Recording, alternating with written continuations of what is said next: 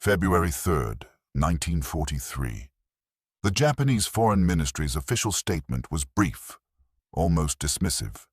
Germany had faced a temporary setback at Stalingrad, it read, but the Wehrmacht's fighting spirit remained unbroken. The Reich would recover. The tripartite pact stood firm. Victory was still certain. The statement was printed in the morning edition of Asahi Shimbun, positioned below the fold, competing for attention with updates from the Solomon Islands. But in a soundproofed conference room in the Army General Staff headquarters in Tokyo, Lieutenant General Tanaka Shinichi was not reading newspapers. He was reading decoded cables from Berlin, and his hands were shaking. The numbers were catastrophic. The entire German 6th Army, more than 260,000 men, destroyed. Field Marshal Paulus, captured. 91,000 German soldiers, now prisoners of the Soviets, marching into captivity so broken and starved that Soviet guards were shocked by their condition. The Wehrmacht, which had seemed unstoppable 18 months ago, had suffered its first major defeat, and not just any defeat, complete annihilation. Tanaka had spent 3 years as a military attaché in Berlin before the war.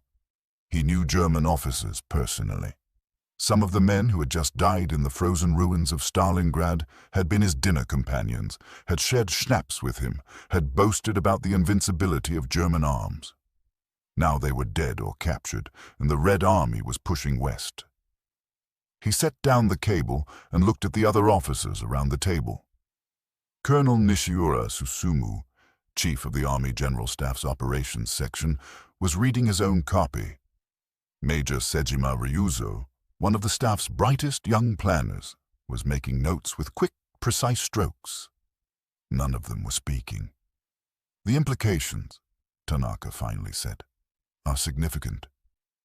It was the most cautious possible phrasing, and everyone in the room knew it was an understatement bordering on absurdity. The entire Japanese strategic position in 1943 rested on a single assumption: that Germany would defeat the Soviet Union, or at least fight it to exhaustion. If Germany won in the West, the Soviets would collapse, and Japan could focus entirely on the Pacific without worrying about its northern border. If Germany and the USSR ground each other down in endless stalemate, that was acceptable too. It kept both potential enemies occupied. But if Germany lost? If the Red Army actually pushed the Wehrmacht back? If the Soviets won? Then Japan faced a nightmare scenario. A victorious Soviet Union, freed from the German threat, could redeploy its forces eastward. The Kwantung Army in Manchuria, Japan's largest field army, would face the full weight of Soviet power, and Japan was already losing in the Pacific. Nishiura spoke carefully. "We need to consider whether our fundamental strategic assessment requires revision." Again, bureaucratic. Language masking a terrifying question. Had Japan bet on the wrong horse? The Japanese-German alliance had always been strange. The two powers were separated by thousands of miles, fought completely different enemies in different theaters, and had minimal ability to coordinate operations. Their alliance was more symbolic than practical, but it had been based on shared assumptions. Germany would dominate Europe, Japan would dominate Asia. Together, they would reshape the world order. Stalingrad suggested that assumption might be wrong. Across Tokyo, in the Navy General Staff headquarters, the reaction was different. Not because naval officers were less concerned about Germany's defeat, but because they had more immediate problems. Vice Admiral Fukudome Shigeru, chief of the Navy General Staff's Operations Section, received the Stalingrad news while reviewing casualty reports from Guadalcanal. The numbers from the Solomon Islands were almost as bad as the numbers from Russia. The Japanese garrison on Guadalcanal was starving, diseased, and being systematically destroyed by American forces. The Navy had just made the decision to evacuate the island, a retreat disguised as a strategic withdrawal. The evacuation would be completed in 4 days. So when Fukudome read about Stalingrad, His first thought was not about grand strategy or the German alliance. His first thought was, we are doing the same thing. We are losing the same way. The parallels were uncomfortable. Both Germany and Japan had overextended. Both had underestimated their enemies. Both were now facing the consequences of strategic overreach. The Wehrmacht had pushed too far into Russia. The Imperial Japanese Navy had pushed too far into the Pacific, and now both were being pushed back. But Fukudome could not say this aloud, not in a staff meeting, not even in private conversation. The Navy's official position was that Guadalcanal was a minor setback, that Japanese forces were executing a planned withdrawal, that the overall strategic situation remained favorable. To suggest otherwise was to invite accusations of defeatism. Still, the timing was impossible to ignore.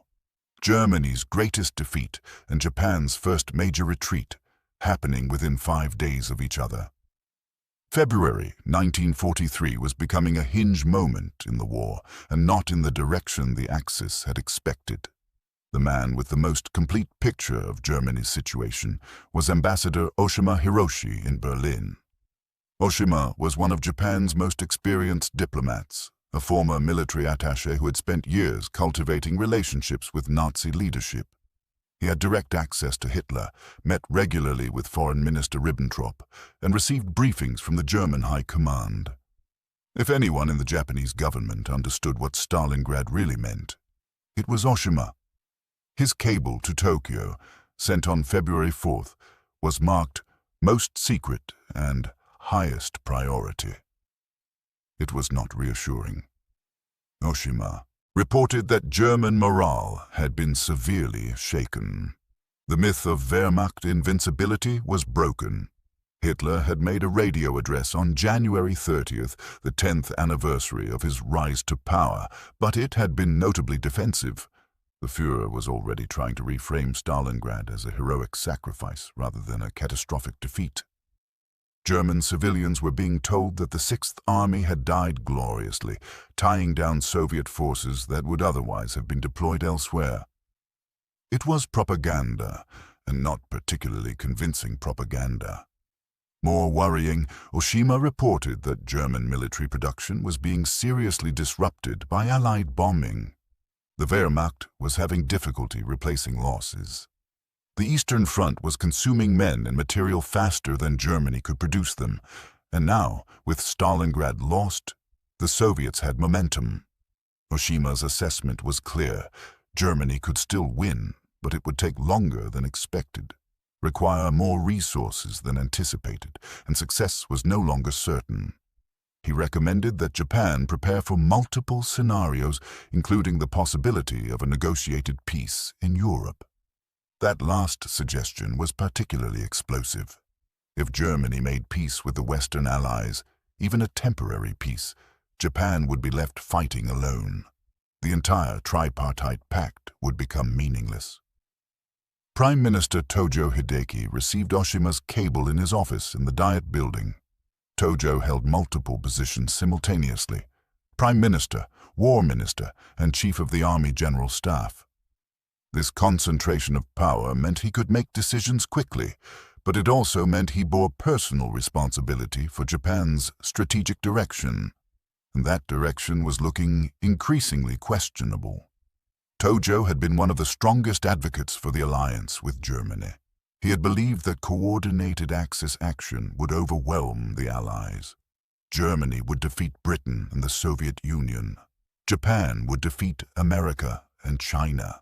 Together, they would force a new global order. But the war was not going according to plan. America had proven far more resilient than expected. China refused to surrender despite years of occupation. And now Germany was losing in Russia. Tojo's public response to Stalingrad was predictably optimistic. He told a session of the Diet that Germany's fighting spirit remained strong, that temporary setbacks were inevitable in a long war, that ultimate victory was assured. The Diet members applauded. The newspapers printed his words. The public was reassured. In private, Tojo was ordering a complete strategic reassessment. he convened a meeting of the Supreme War Council, the small group of military and civilian leaders who made Japan's most important strategic decisions. The meeting was held on February 8, 1943, in a secure room in the Imperial Palace. Present were the chiefs of the Army and Navy General Staffs, the War and Navy Ministers, the Foreign Minister, and several senior advisors. The question on the table was simple. What does Stalingrad mean for Japan? General Sugiyama Hajime, chief of the Army General Staff, spoke first. He was a cautious man, a bureaucrat more than a warrior, and his assessment was carefully hedged. Stalingrad was a setback for Germany, he said, but not necessarily decisive. The Wehrmacht still held vast territories in the Soviet Union. The Eastern Front was not collapsing. Germany might stabilize the situation. But, Sugiyama continued, Japan needed to consider the possibility that Germany might not win quickly. If the war in Europe dragged on for years, if Germany and the Soviet Union remained locked in stalemate, what did that mean for Japan's position? Admiral Nagano Osami, chief of the Navy General Staff, was more pessimistic. The Navy had always been more skeptical of the German alliance than the Army. Naval officers understood logistics, supply lines, and industrial production. They knew that wars were won by resources as much as by courage, and the resource balance was shifting against the Axis. Nagano pointed out that Japan's situation in the Pacific was deteriorating. American industrial production was overwhelming. The United States was launching new ships faster than Japan could sink them. Japanese merchant shipping losses were mounting. The Navy was being slowly bled dry. In this context, Nagano said, Germany's defeat at Stalingrad was particularly troubling. It suggested that even the most powerful military forces could be defeated by an enemy with superior resources and the will to use them. Germany had the best army in the world, and it had been destroyed at Stalingrad. Japan had the best navy in the world, and it was being ground down in the Pacific. The parallels were uncomfortable. The foreign minister, Tani Masayuki, raised a different concern. If Germany appeared to be losing, would it affect Japan's relationship with neutral countries? Sweden, Switzerland, Turkey, and other nations had remained neutral partly because they believed the Axis would win. If that belief eroded, they might shift toward the Allies. Japan could find itself increasingly isolated diplomatically. More immediately, Tani worried about the Soviet Union. Japan and the USSR had signed a neutrality pact in April 1941. Both sides had largely honored it. The Soviets had not attacked Japanese forces in Manchuria, and Japan had not attacked Soviet forces in Siberia. This arrangement benefited both sides. It allowed the Soviets to transfer troops from the Far East to fight Germany. It allowed Japan to focus on the Pacific without worrying about its northern border.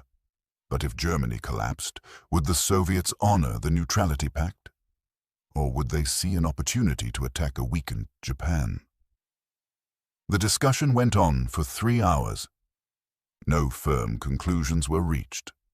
The Supreme War Council agreed to continue monitoring the situation in Europe. 2, maintain public support for Germany and to prepare contingency plans for various scenarios. It was classic bureaucratic caution, a decision to defer decisions. But beneath the careful language, a shift was occurring. The Japanese leadership was beginning to accept that the war might not end in Axis victory. They were beginning to think about alternatives, negotiated peace, separate settlements, survival rather than triumph. In the days after the Supreme War Council meeting, different factions within the Japanese government began pursuing different strategies. The army, which had always been the strongest supporter of the German alliance, doubled down. Army officers argued that Germany would recover, that the Wehrmacht would launch a new offensive in the summer, that Stalingrad was an aberration. They pushed for continued faith in the alliance. The Navy was more pragmatic. Naval officers began quietly suggesting that Japan should focus on defending what it had already conquered rather than pursuing further expansion. If Germany could not defeat the Soviet Union, and if America was growing stronger in the Pacific, then Japan needed to consolidate, build a defensive perimeter, make the cost of attacking so high that the Americans would negotiate rather than fight. It was not a strategy for victory, but it was a strategy for survival. The Foreign Ministry began exploring back-channel communications with neutral countries, testing whether any paths to negotiation existed. These efforts went nowhere. The Allies had already committed to unconditional surrender. There would be no negotiated peace, no compromise settlement. But the fact that Japanese diplomats were even exploring the possibility showed how much Stalingrad had shaken confidence. Meanwhile, Japanese propaganda worked overtime to control the narrative. The newspapers that had initially downplayed Stalingrad now published longer analyses, but always with the same conclusion. Germany remained strong, the alliance remained firm, victory remained certain. Radio broadcasts featured interviews with German residents in Japan, all expressing confidence in the Wehrmacht. Newsreels showed German troops in other parts of the Eastern Front, still advancing, still fighting. But the Japanese public was not stupid. They could read between the lines, they could sense the shift in tone, and they were drawing their own conclusions. In Manchuria, officers of the Kwantung Army were having a different conversation. The Kwantung Army was Japan's largest and most prestigious field force, stationed in occupied Manchuria to defend against Soviet attack. For years, Kwantung Army officers had dreamed of attacking the Soviet Union, of conquering Siberia, of linking up with German forces advancing from the west. It was a fantasy, but it was a fantasy that many officers took seriously. Stalingrad killed that fantasy. If the Germans could not defeat the Soviets, if the Red Army was strong enough to destroy the Tojo Sixth Army, then what chance did the Kwantung Army have? The answer was obvious. None. Lieutenant General Umezu Yoshijiro, commander of the Kwantung Army, sent a blunt cable to Tokyo. Any plans for offensive operations against the Soviet Union should be abandoned. The Kwantung Army should focus on defense. If the Soviets attacked, the Kwantung Army would fight, but Japan should not provoke such an attack. The risk was too high. This was a major shift. For years, the Kwantung Army had been the most aggressive faction in the Japanese military, constantly pushing for expansion, for more territory, for more war. Now, after Stalingrad, even the Kwantung Army was counseling caution. The shift was driven by cold calculation. Kwantung Army intelligence officers had been studying Soviet force dispositions. Before Stalingrad, the Soviets had kept significant forces in the Far East, guarding against Japanese attack. But as the war in Europe intensified, the Soviets had transferred more and more units westward.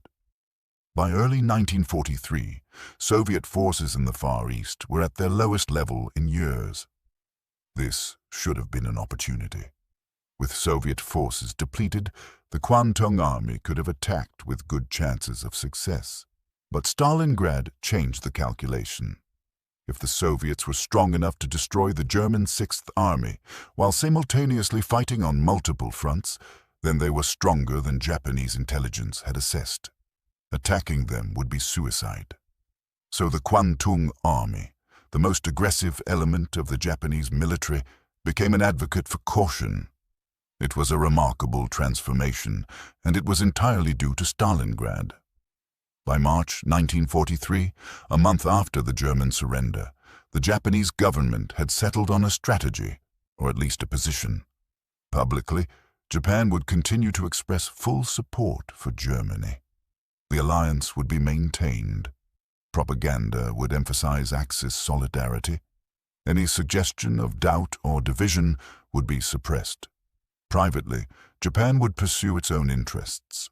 The focus would shift entirely to the Pacific.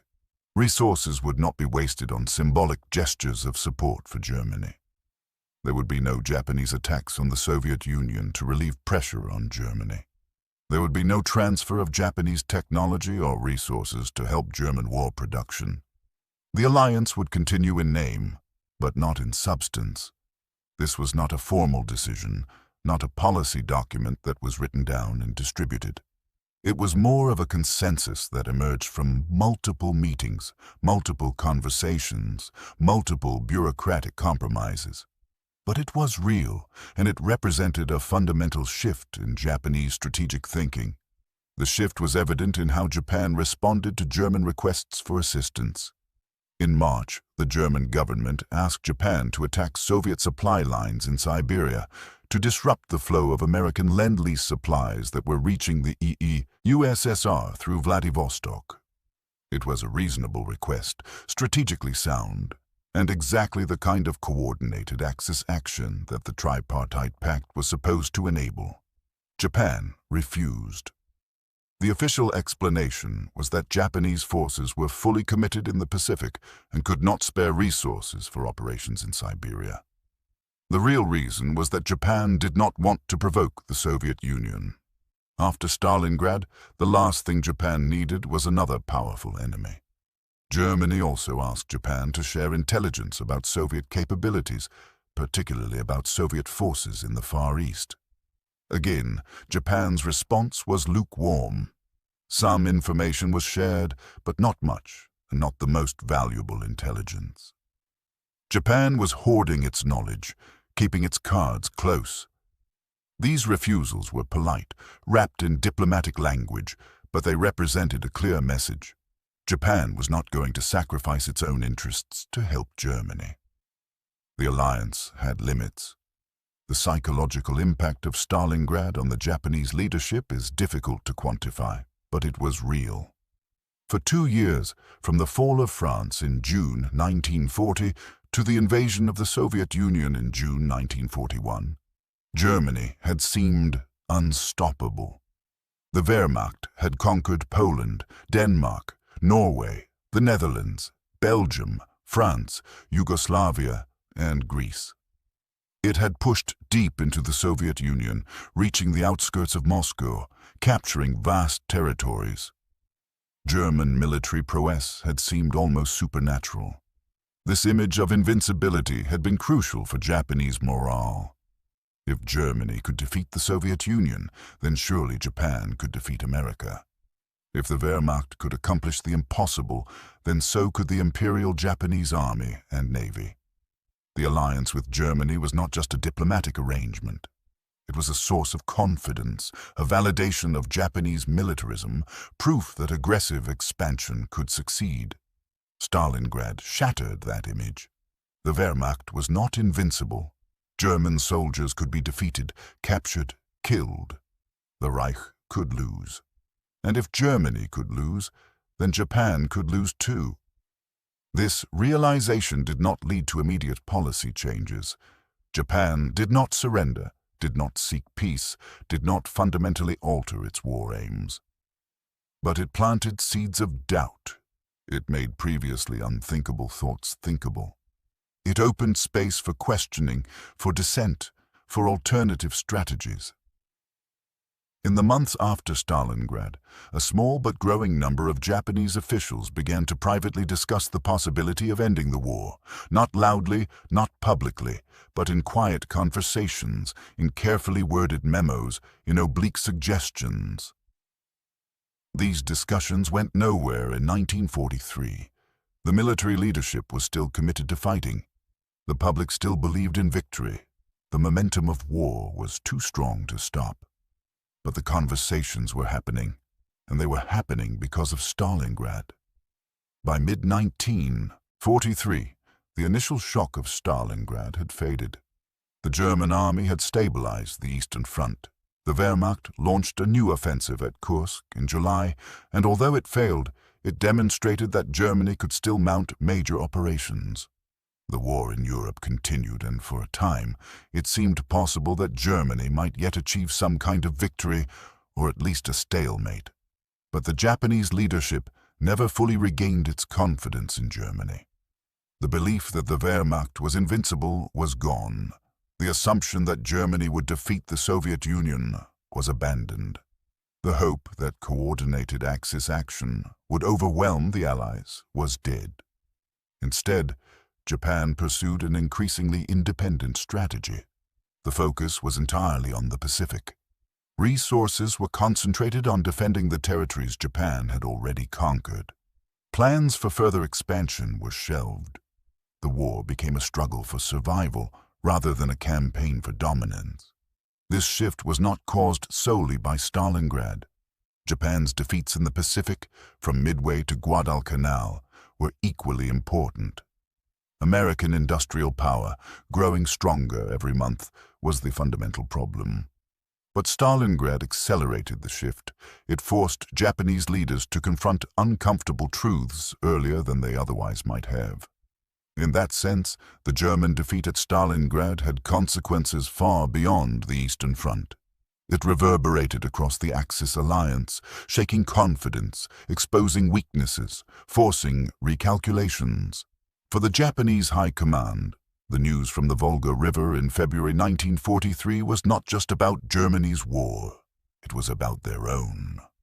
The cables from Berlin kept coming throughout 1943 and into 1944, each one documenting Germany's slow retreat.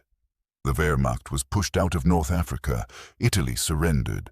The Allies landed in France. Soviet forces advanced relentlessly westward, and with each German defeat, the Japanese leadership became more certain that they were on the losing side of history. But by then, it was too late to change course. The war had its own momentum. The commitments had been made, the bridges burned, the die cast. Japan would fight on for another 2 years, suffering defeat after defeat, until atomic bombs and Soviet invasion finally forced surrender in August 1945. Looking back, Japanese officials would identify several turning points in the war. Midway, where the Navy lost its offensive power. Guadalcanal, where the Army learned it could not hold the Pacific. The fall of Saipan, which brought American bombers within range of the home islands. But for the Japanese High Command, for the men who received the cables from Berlin in February 1943, Stalingrad was the moment when they first understood that the Axis might lose. Not that Japan would definitely lose, not yet, but that victory was no longer certain, that the assumptions underlying their entire strategy might be wrong, that they might have bet everything on a losing hand. The official statement from the Foreign Ministry had called Stalingrad a temporary setback. In the soundproofed conference rooms where decisions were actually made, where cables were read and strategies debated, the assessment was different. Stalingrad was not temporary. It was not a setback. It was a revelation. And what it revealed was that the war the Japanese leadership thought they were fighting was not the war they were actually in. That realization, more than any single battle or defeat, was what Japanese High Command said when Germany lost Stalingrad. Not in public statements or propaganda, but in the silences between words, in the contingency plans that suddenly seemed necessary, in the quiet abandonment of assumptions that had once seemed unquestionable. They said, without saying it aloud, that everything had changed, and that nothing would ever be the same.